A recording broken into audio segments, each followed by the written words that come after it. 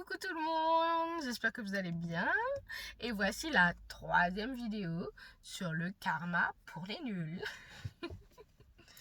Si on considère ce monde comme une gigantesque école et que nous sommes ici pour apprendre, en tant qu'âme, chaque leçon étant personnalisée en fonction des besoins de l'élève, et le mystère absolu règne sur la nature de la leçon à apprendre et comment et quand elle sera enseignée. En revanche, contrairement à l'école, le karma n'est pas une question de châtiment, de punition, de récompense ou encore de vengeance, mais une moisson de la semence que nous avons nous-mêmes plantée. Par nos pensées, par nos comportements, nous semons des graines qui sont ensuite récoltées. Troisième loi du karma, la loi de l'humilité. Ce que nous n'acceptons pas continuera d'arriver. Un changement bienfaisant est possible seulement si nous nous acceptons tels que nous sommes, avec nos parts d'ombre et nos parts de lumière. Humilité et honnêteté, acceptation, est ce qui permet de s'élever.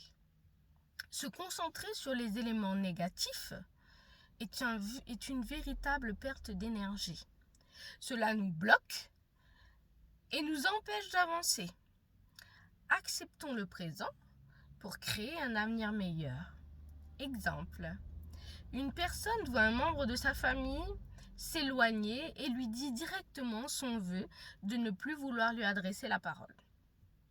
Cette personne qui refuse cette expérience et ne l'accepte pas.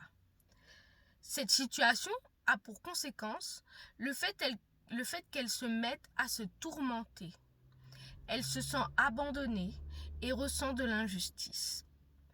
Pour accepter, il ne faut pas essayer de comprendre l'autre ou comprendre la situation. C'est un choix qui lui appartient. Cela demande de pratiquer le détachement également. Il ne faut pas utiliser la situation pour se victimiser.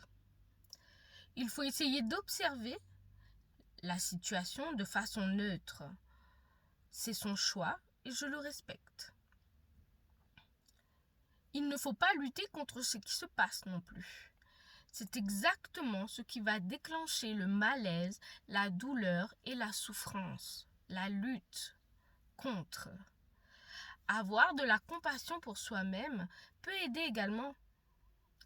Accepter le présent est libérateur pour notre avenir. Cela nous permet de garder notre énergie pour créer et non pas pour l'utiliser pour lutter contre.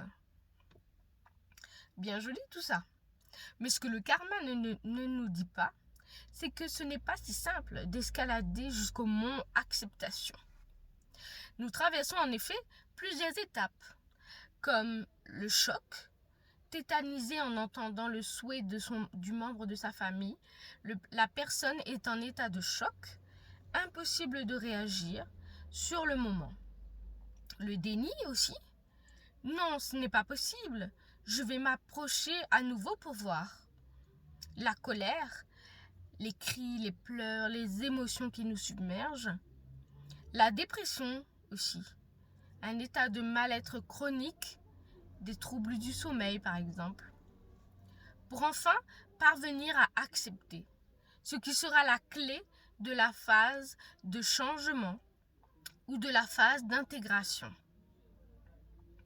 Sans acceptation, il y a des blocages au niveau des énergies. Avec les blocages au niveau des énergies, cela va engendrer des expériences douloureuses.